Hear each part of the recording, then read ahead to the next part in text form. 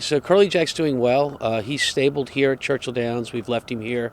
We'll move him over to Keeneland probably tomorrow, and he'll get his last breeze before the juvenile, the Breeders Cup Juvenile, on Friday of this week, a week before the race. And what have you seen in him since he won the Iroquois? Well, I think I've seen quite a bit of development in Curly Jack through time.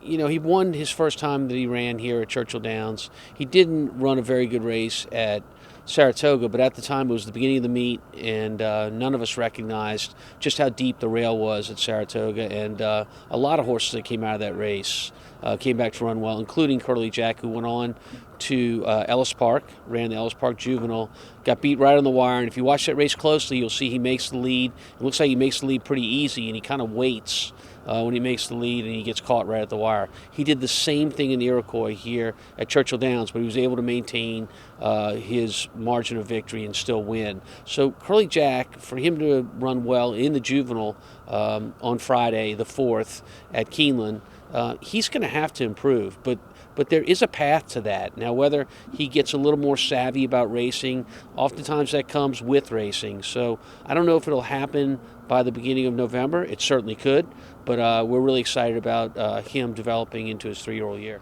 After he won that race at Churchill Downs, Curly Jack, I just, between the horse and the trainer, I have no fear of running in the Breeders' Cup with that much time between races, so it seems like the right move to me. Important probably to recognize that Curly Jack got half of his entry fee by winning the Iroquois. $30,000 of the $60,000 that we're putting up is going to be forgiven through the Breeders' Cup for winning that race. So I think that really, when you think about Curly Jack in developing, the Breeders' Cup is a logical next step with that incentive, and it's going to be a small field, unlike the girls' version of the race, unlike the 2-year-old girls. I think we're looking at 7 to 9 horses as a probable number of starters here, although they have not given us the pre-entry. That's what we had going in. Just a reminder, So, you pay attention to all these races around the country. How do you see that 2-year-old colt division shaping up?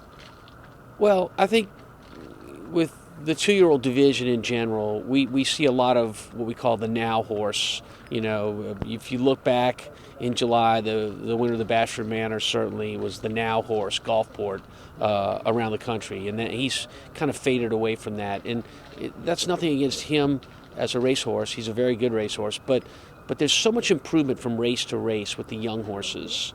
They really haven't developed their resume yet.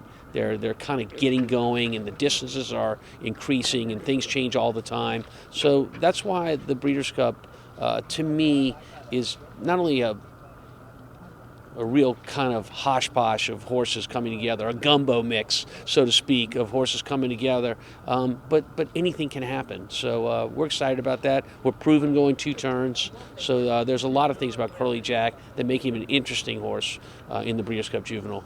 And final question, will your owner be at Keeneland, or is there a Notre Dame football game like there was when he missed the Iroquois? He'll be at Keeneland because the race is on Friday, but he'll be at Notre Dame Saturday.